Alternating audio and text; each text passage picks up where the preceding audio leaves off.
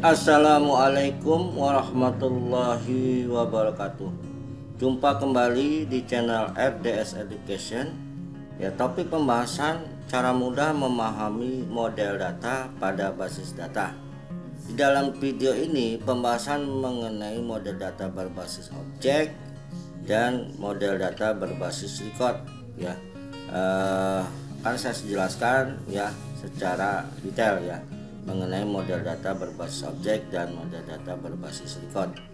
Nah, sebelum saya lanjutkan video ini, untuk selalu memberikan dukungan subscribe, like, dan notice bellnya agar Anda selalu mendapatkan update notice video terbaru dari saya.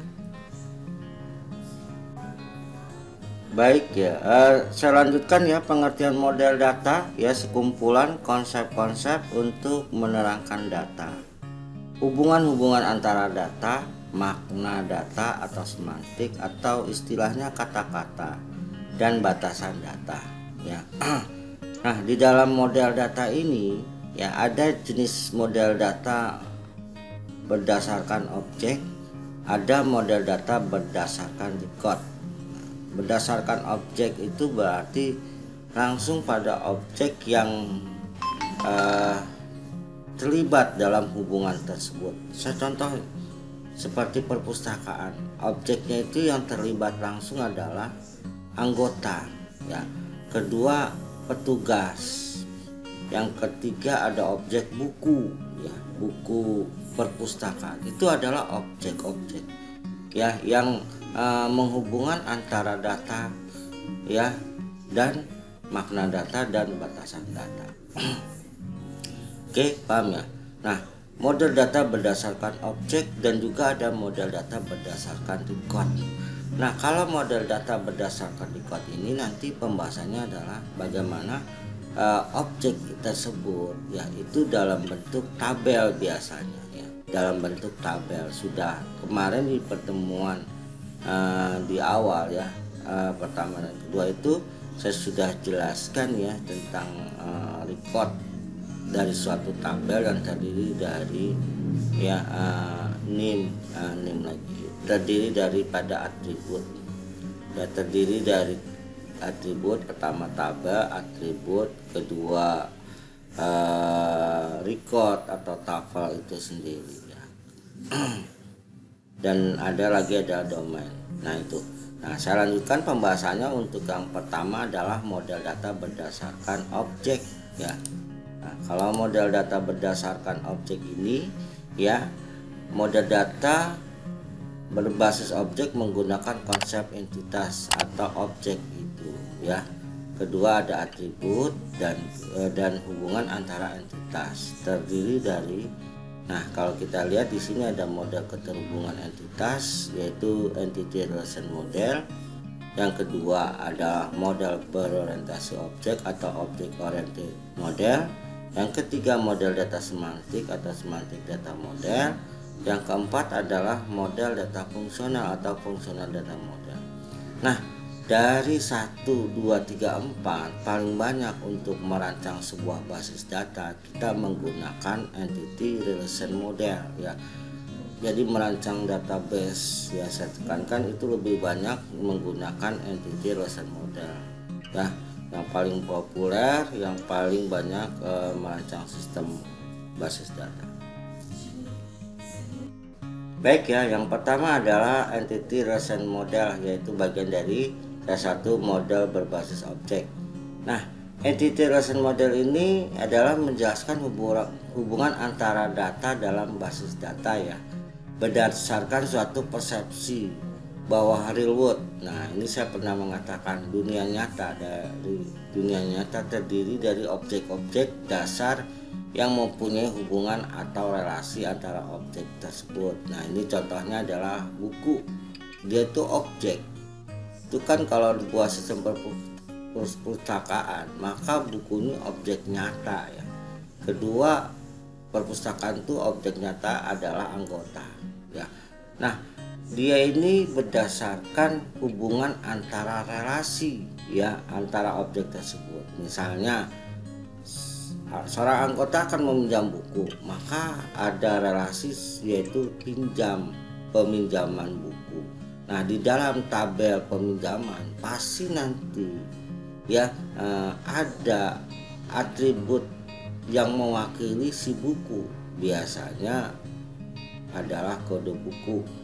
Dia mewakili karena apa? Kemarin saya sudah jelaskan tentang relasi kunci ya. Karena dia mewakili dari si buku ya, sedangkan kode anggota sebagai key primary key-nya tabel buku, kode buku primary key-nya dia akan mewakili ya ke dalam tabel peminjaman. Nah, ini ya relation model ini jadi hubungan antara data dalam basis data berdasarkan suatu persepsi dunia nyata ya, yang nanti kita pindahkan ke dalam dunia abstraksi ya.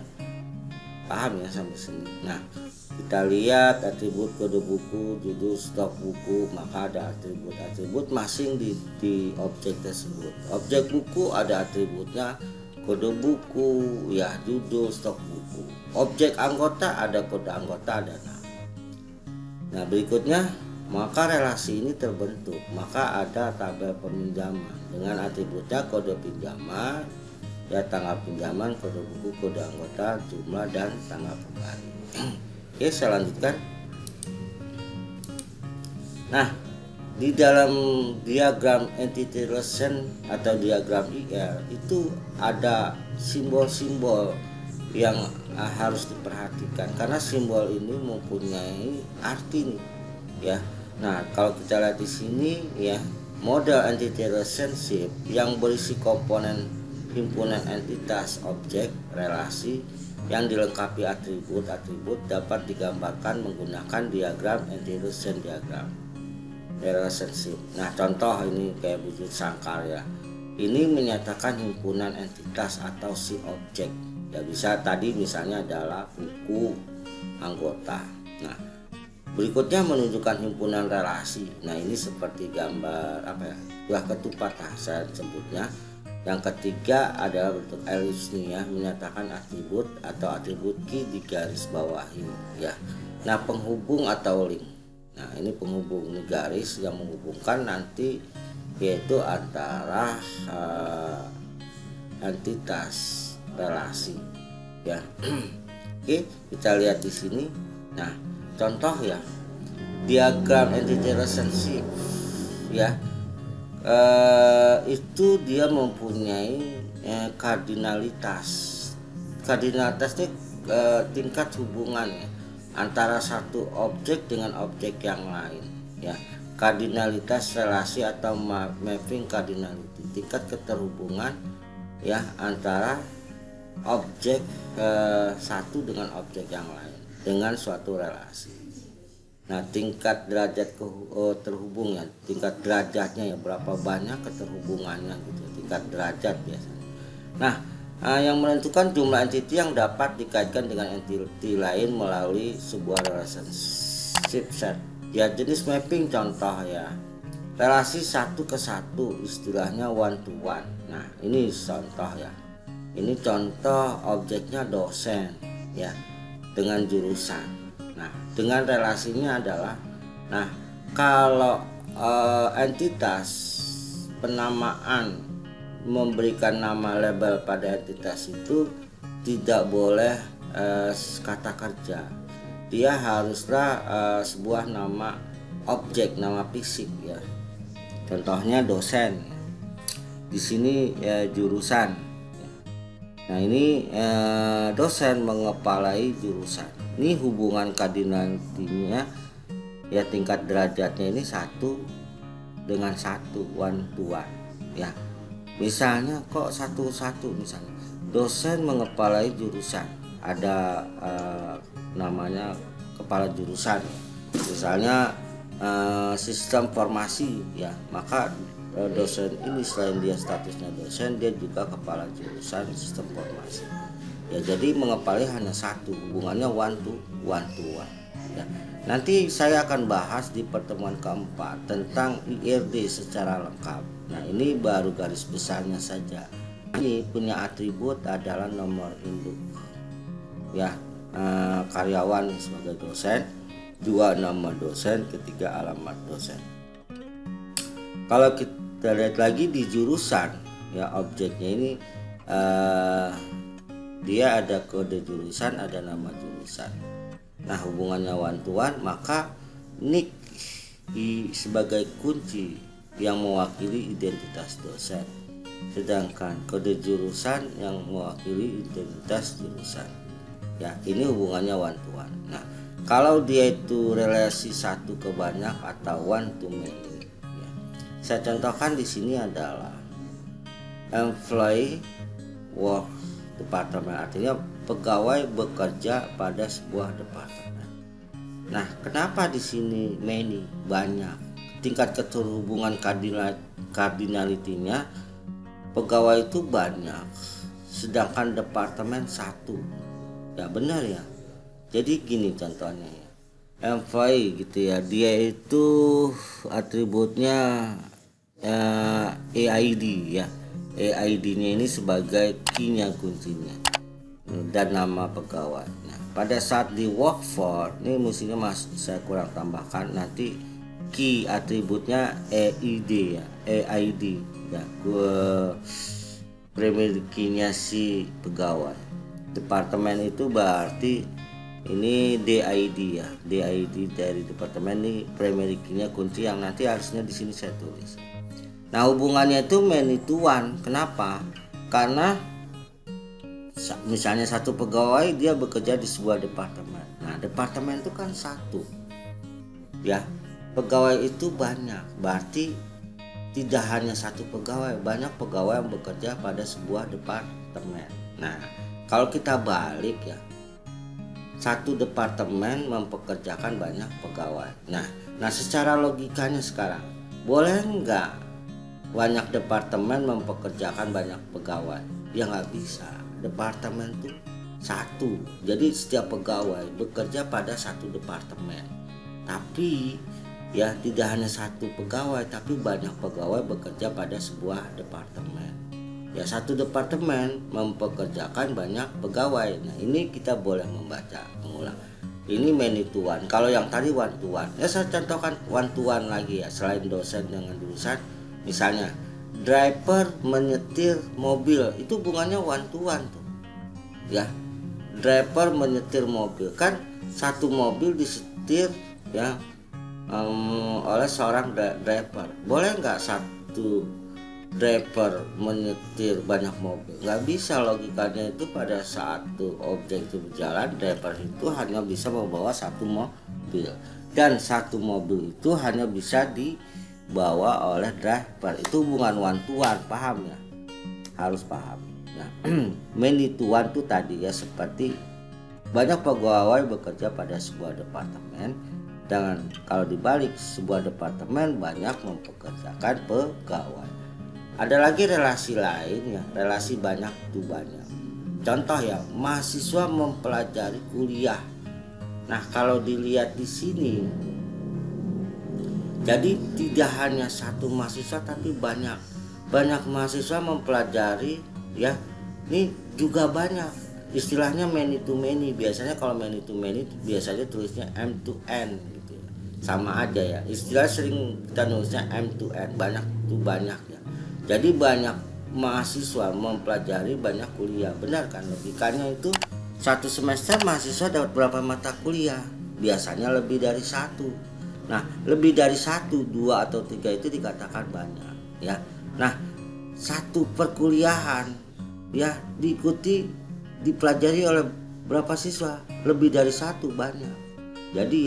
Jadi mahasiswa mempelajari kuliah ya. Sedang kalau kita balik, kuliah ya, perkuliahan banyak dipelajari oleh mahasiswa ya, diikuti oleh mahasiswa. Jadi hubungannya many to many. Nah, kalau misalnya tadi buku dengan anggota, itu relasinya apa? Many to many ya, many to many. Kalau anggota dengan buku ya, relasinya adalah peminjaman.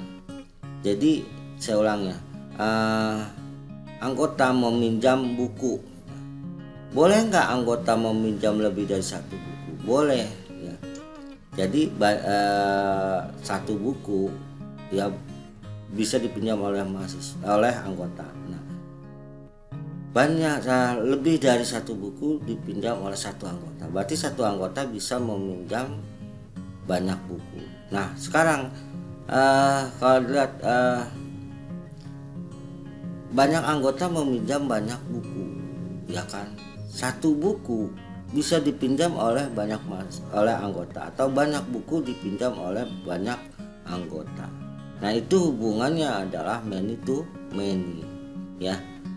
Itu contoh ya, contoh daripada tingkat kardinalitas atau mapping kardinalitas, ya. Ini biasanya ya dibahas ya di dalam pembahasan nanti lebih mendetail ya tentang diagram entity relationship. Nah yang berikutnya adalah model berorientasi objek ya, object oriented model. Nah di sini ada database declaration using Java. Nah ini berarti biasanya model berorientasi objek kita menggunakan aplikasi pemrograman yang memang aplikasi program tersebut berdasar sangat cocok untuk model berorientasi objek seperti Java. Nah database deklarasinya ini menggunakan Java ya. Tidak hanya Java ya, banyak aplikasi program lain yang selain Java berorientasi objek ya. Nah saya contohkan yang Javanya ya. Untuk object declaration using Java, maka database ini diolah nih, dilakukan pengolahan. Nah berikutnya ya nanti ada interaction ya, aplikasi executable generates ya. Dan database ini ya lakukan executable-nya generate ya. Nah berikutnya nah ini nanti di dalam Java itu nanti aplikasi kode written using Java, berarti kita menuliskan perintah-perintah menggunakan Java. Nah setelah perintah-perintah dengan Java selesai, kita melakukan compiler ya, compiler atau mengcompile hasil instruksi program yang kita buat ya. Nanti di aplikasi di generate ya, dan hasilnya itu nanti terakses nih bolak-balik database. Kalau ada user ingin mengakses ya informasi database tersebut, dia tinggal melakukan perintah ya untuk menampilkan output. Nah itu dengan adanya perintah ya kode yang ditulis dengan Java ya, dilakukan compiler ya, berikutnya dilakukan aplikasi executable generate. Nah, sampai proses itu selesai ya. Nah itu model berorientasi objek atau object oriented model ya. Kita lanjutkan slide berikutnya. Baik ya, untuk model berorientasi objek, penggambaran model berbasis objek ini menggunakan UML ya. UML ini kepanjangan dari Unified Modeling Language ya. Nah UML digambarkan dengan dua jenis, satu struktur diagram ya, terdiri dari namanya ini pertama struktur diagram. Nah, terdiri dari kelas diagram, objek diagram, komponen diagram, dan deployment diagram. Yang kedua adalah behavioral diagram ya, terdiri dari use case diagram, sequence diagram, collaboration diagram, state chart diagram, dan activity diagram. Nah di dalam penggambaran berbasis objek dengan UML ini ya, materinya itu saya bahasnya secara lengkap tersendiri ada pada materi mata kuliah perancangan berbasis objek ya untuk UML. Nah di sini saya cuma menginformasikan ya bahwa merancang berorientasi objek itu kita menggunakan UML, Unified Modeling Language, yang terdiri dari struktural diagram dan behavioral diagram, yang dimana struktural diagram, kelas diagram, objek diagram, komponen diagram, deployment diagram, behavior diagram, use case diagram, sequence diagram, collaboration diagram, state chart diagram, dan activity diagram. Oke ya, saya lanjutkan ya. Yang berikutnya adalah semantik model. semantik ini adalah kata-kata ya, model dengan kata-kata. Maksudnya hampir sama dengan entity relation model, di mana relasi antara objek dasar tidak dinyatakan dengan simbol, tetapi menggunakan kata-kata semantik sebagai contoh ya, dengan masih menggunakan relasi pada bank X sebagai contoh sebelumnya. Dalam semantik model adalah seperti terlihat pada gambar di atas ya. Kita bisa lihat yang ini ya. Nah, tanda-tanda menggunakan dalam semantik model ini, satu ada tanda panah, garis tanda panah menunjukkan adanya relasi, kedua garis menunjukkan atribut. Ini contohnya. Ini contoh misalnya perpustakaan ya. Di sini ya kita lihat ya, objeknya atau entitasnya atau entitinya adalah anggota. Nah, anggota siapa nih? Nah, ini menunjukkan kalau misalnya tanda panah dari sini ya, ini ada menunjukkan adanya relasi. Relasinya ya, objeknya itu atas nama siapa, langsung kata-kata itu menjelaskan dari si entitas anggota. Anggota ini adalah Surya. Nah, Surya ini ya ada dua garis ya, dua garis dimana menunjukkan atributnya, yaitu kode anggota dan nama ya. Berikutnya anggota relasi ke entitas peminjaman, maka anggota memiliki peminjaman. Nah, berikutnya ini menunjukkan dua atribut dengan garis, yaitu jumlah dan kode anggota ya. Nah, kita paham ya di sini. Jadi dengan ini salah nih ya, dengan menggunakan relasi pada perpustakaan sebagaimana contoh sebelumnya ya, bukan pada bank X. Saya kata-kata ini buat saya ganti ya. Ini sebagai contoh dengan menggunakan relasi pada perpustakaan sebagaimana contoh sebelumnya. Dalam semantik model ada seperti tergambar. Paham ya? Ini udah saya ganti ya dari sekarang. Maaf kalau saya ada salah ketik ya. Nah, di sini adalah contoh kasus semantik modelnya ya. Anda tinggal lihat di sini ada garis tanda panah yang menunjukkan adanya relasi dan garis yang menunjukkan atribut. Ini jelas sudah saya contohkan ya. Ya, di sini Surya adalah anggota, menunjukkan relasi ke entitas anggota. Anggota memiliki peminjaman ya. Nah, di mana Surya ada menunjukkan atributnya kode anggota dan nama ya, sedangkan peminjaman menunjukkan atributnya jumlah dan kode anggota. Saya rasa jelas ya mengenai semantik model. Baik, saya lanjutkan ya. Yang kedua adalah yang B ya, A tadi. Yang B ini model data berbasis record. Tadi saya sudah jelaskan model data berbasis objek, sekarang model data berbasis record. Nah, model ini berdasarkan pada record untuk menjelaskan kepada user tentang hubungan logik antar data dalam basis data ya. Nah, itu biasanya dia itu kalau di levelnya arsitektur database atau basis data itu di level konseptual. Level konseptual itu level yang disembunyikan, tapi secara logik dia melakukan proses yang diminta oleh si user. Contoh simpel kemarin saya contohkan lagi, misalnya Anda ingin menarik uang di ATM ya, di ATM. Nah, kita ini sebagai user nasabah pasti akan mengeluarkan kartu ya, ATM, masukkan kode PIN-nya, nah itu diproses tuh, kita nggak tahu. Nah, itu kita lihat instruksinya ditampilkan nggak di layar ATM? Tidak. Kalau ditampilkan, orang nasabah, orang awam mungkin yang bukan orang IT atau itu nggak ngerti itu instruksi apa. Yang dia tahu sudah tampilan berbentuk grafik, yaitu artinya sudah tampil sesuai dengan yang dia tahu, tampilan yang dipahami oleh si user. Tapi sebenarnya itu kalau secara konseptual, instruksi yang tampil dibaca oleh user itu menggunakan secara logik, paham ya? Secara logik ya, tapi tersimpan instruksinya di embedded. Yang ditampilkan adalah view-nya. Nah, view-nya itu dia adalah di level eksternal atau level yang menampilkan sebuah proses ya, dengan tampilan yang bisa dipahami, dimengerti oleh si user ya. Nah gitu. Nah, perbedaan ya dengan model data berbasis objek ya. Pada record based data model di samping digunakan untuk menguraikan struktur logika ya, keseluruhan dari suatu database juga digunakan menguraikan implementasi dari sistem database atau higher level description ya of implementation.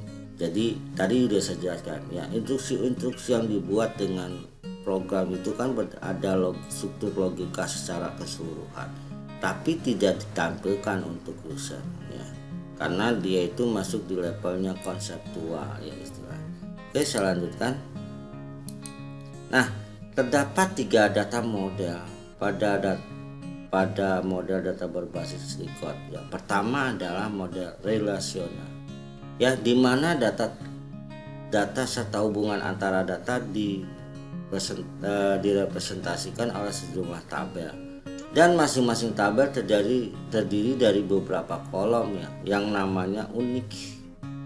Model ini berdasarkan notasi teori himpunan set teori yaitu relation. Nah, contoh database penjualan barang terdiri 3 tabel ya, supplier, suku cadang, dan pengiriman. Nah, kalau dia dibuatkan sebuah model relasional, maka ada tabel. Di sini kita lihat ada tabel supplier ya. Tabel supplier ini ya yang terdiri dari atribut nomor supplier, nama supplier ya ini ya, status dan kota. Nah, ini kita lihat di sini ada tabel pengiriman. Nah, tabel pengiriman ini atributnya nomor supplier ya, yang nanti ini antara tabel supplier dengan pengiriman ini ada nomor supplier.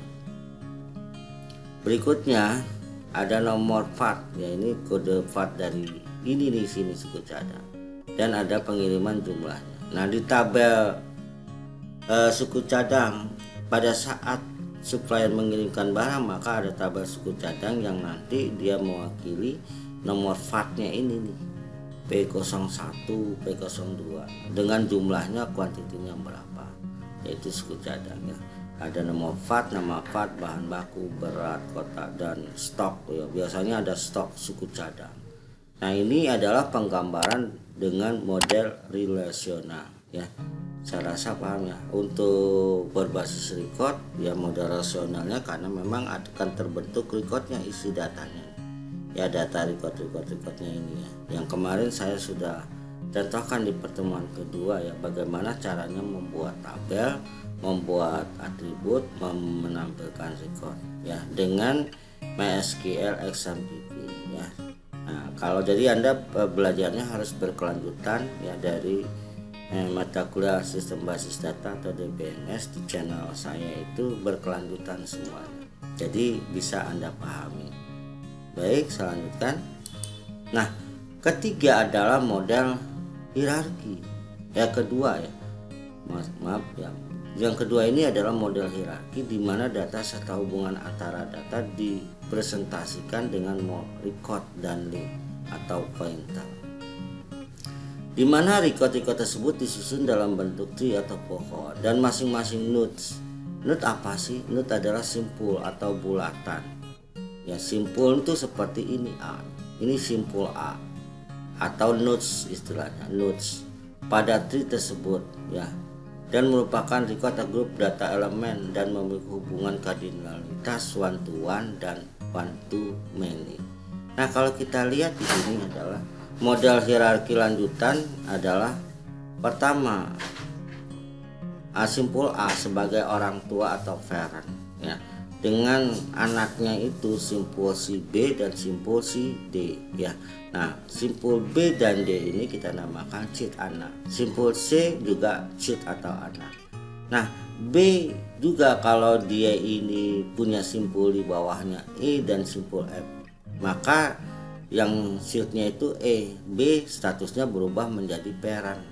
Nah, kalau A nya nanti dia menjadi root ya, menjadi root atau akar, maka dia kan tadi dibilang ya, dimana record tersebut disusun dalam bentuk tree atau pohon. Nah, pohon itu kan akan terdiri pada akar ya, batang ya, dari batang itu nanti hasilnya ranting, berikutnya daun. Nah, level paling terbawah itu daun, ya, paling tertinggi itu akar batang, ya, berikutnya adalah daun, ya. Nah, tuh, jadi di sini tadi kalau misalnya B ini dia punya anak namanya E dan F, maka dia statusnya berubah menjadi parent.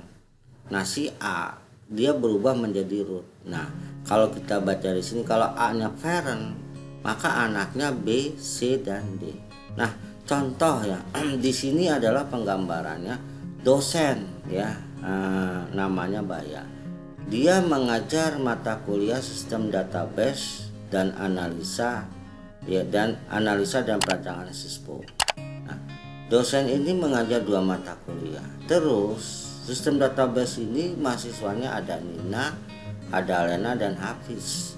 Sedangkan analisa dan perancangan SISPO, ya, dan Novi, ya.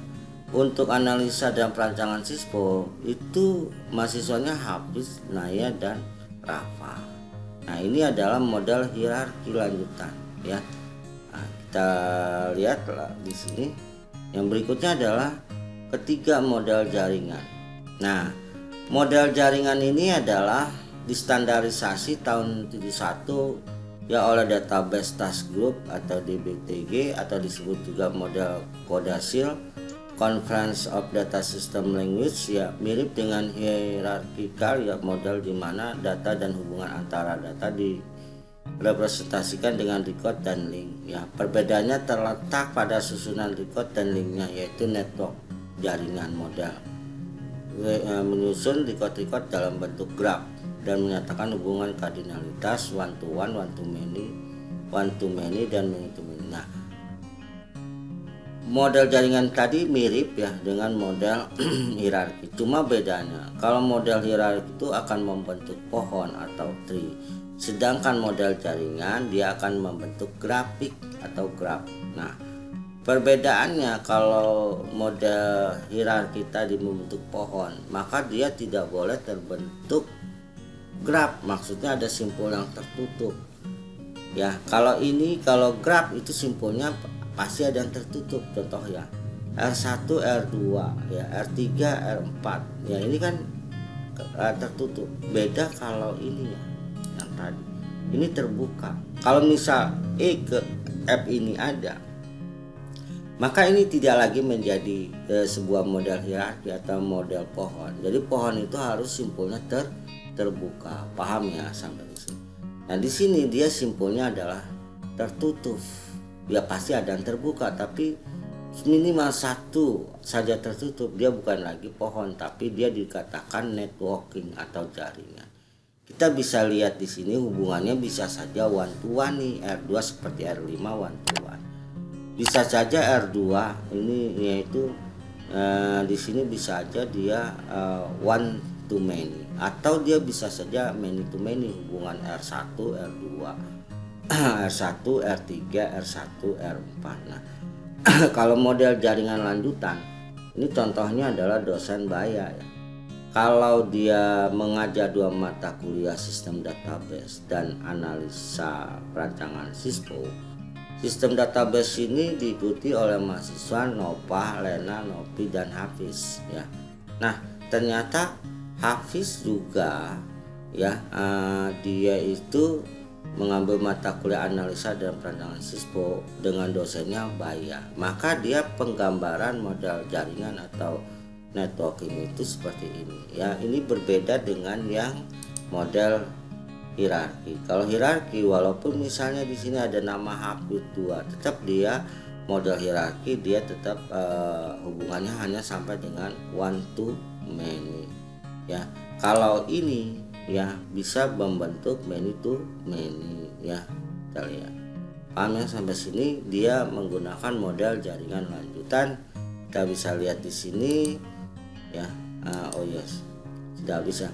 Nah, ini model jaringan lanjutan. Nah, itulah tentang model data, ya.